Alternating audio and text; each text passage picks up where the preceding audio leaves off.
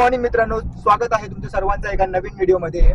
तर मित्रांनो, आज आपण निघालो आहोत पनवेल जवळ असलेलं कर्नाळा बर्ड सँक्च्युरी इथे. आता ह्या सँक्च्युरीमध्ये आपल्याला विविध प्रकारचे पक्षी पाहायला भेटतात आणि त्याच्यासोबत आपण कर्नाळा गड देखील एक्सप्लोर करणार आहोत.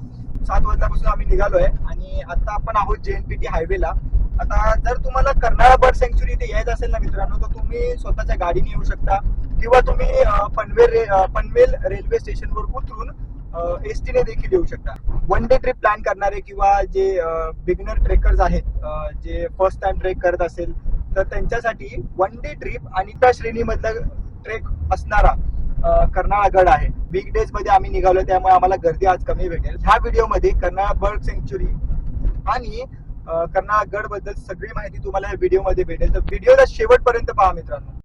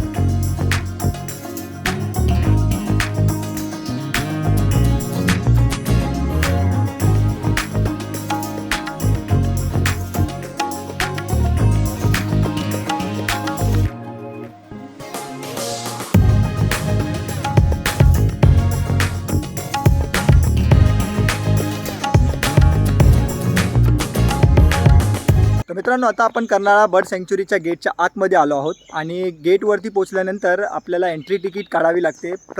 पर पर्सन 60 रुपये एंट्री तिकीट आहे. आज आम्ही 3 जण आलो आहोत, मी, माझी बायको आणि रोहित. तर इथे पार्किंगसाठी भरपूर जागा आहे. तुमची व्हेकल जर आणत असाल तर मी व्हिडिओमध्ये टाकलेलं आहे पार्किंग चार्जेस काय आहेत हे सगळं मी डिटेल मेन्शन केलेली आहे. वीकडेमध्ये आल्यामुळे ना आम्हाला इथे अजिबात गर्दी भेटत. मी बोललो की आतमध्ये गेल्यानंतर हॉटेल आहे, तिथे आपण काहीतरी खाऊ, पण ते काय झालं, इथे हॉटेल बंद आहे आणि ते सगळे 10:30च्या नंतर खुलणार आहे. तर मग आम्ही आता असा डिसिजन घेतला आहे की आपण इथून पहिलं कर्नाळा फोर्ट जो आहे, जो गड आहे, तो आपण एक्सप्लोअर करूया.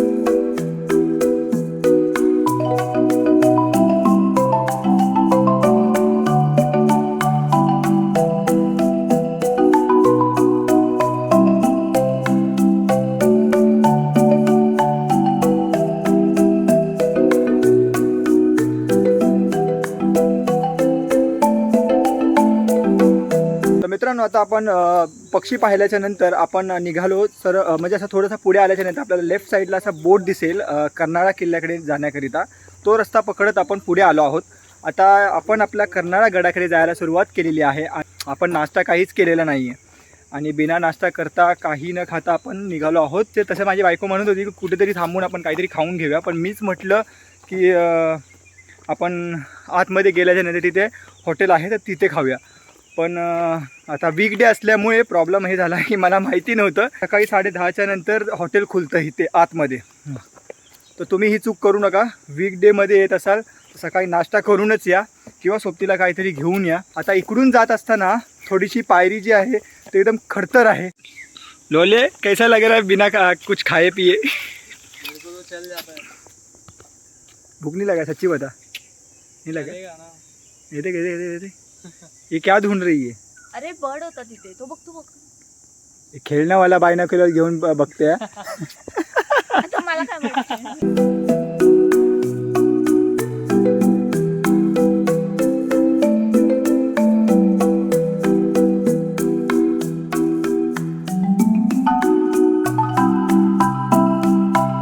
तर मित्रांनो आपण या वाटेने आल्याच्या नंतर अशी काही पुढे जागा भेटते आपल्याला. तर ह्या साईडला स्पष्ट दिलेलं आहे की ह्या साईडला कर्नाळा किल्ल्याकडे जायचं नाही आहे. तर ह्यासाठी आपल्याला ह्या दिशेने जायचं आहे.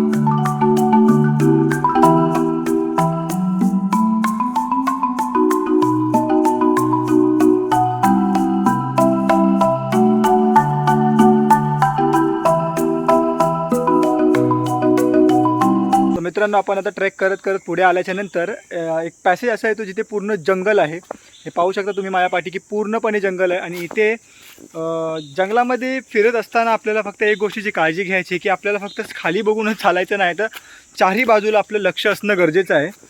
तर कसं असतं की जंगलामध्ये कुठला प्राणी कुठून येईल काय सांगू नाही शकत. तरी आपण गेटवरती विचारलं होतं की बिबट्या वगैरे काय आहे का इथे, तर तसं काही नाही आहे ते बोलले. तरीसुद्धा आपण सावधगिरी बाळगणे हे खूप महत्त्वाचं आहे.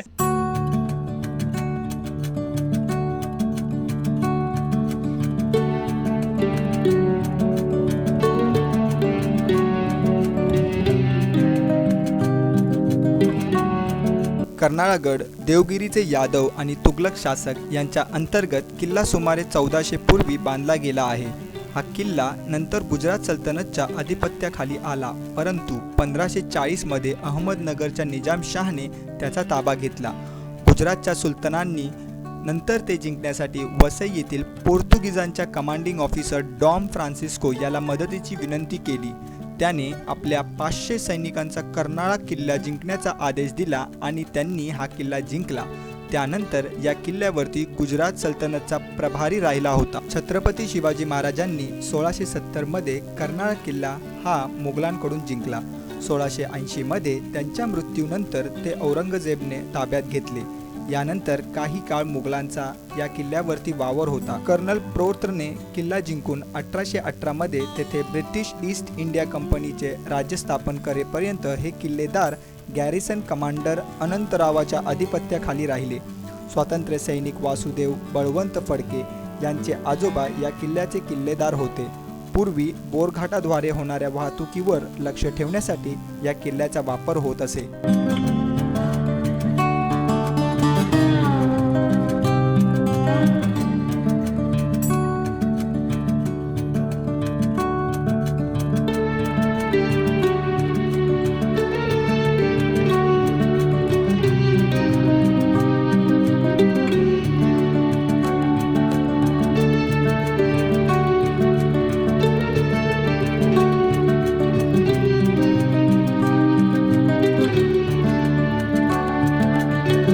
कर्नाळा किल्ला हा कर्नाळा पक्षी अभयारण्यात येतो. कर्नाळा किल्ल्याचा सुळका किल्ल्याचे विशेष आकर्षण आहे.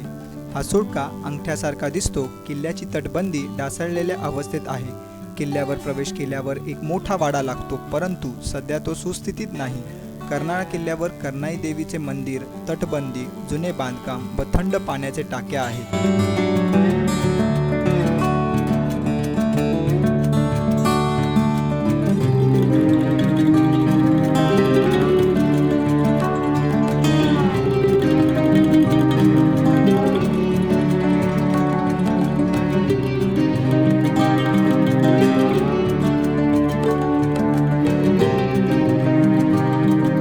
मित्रांनो, आजचा जर व्हिडिओ तुम्हाला आवडला असेल तर नक्की लाईक करा, मित्रांसोबत शेअर करा, चॅनलवर नवीन असाल तर सबस्क्राईब करा. तोपर्यंत भेटूया आपण पुन्हा एकदा सह्याद्रीमध्ये भटकंती करताना.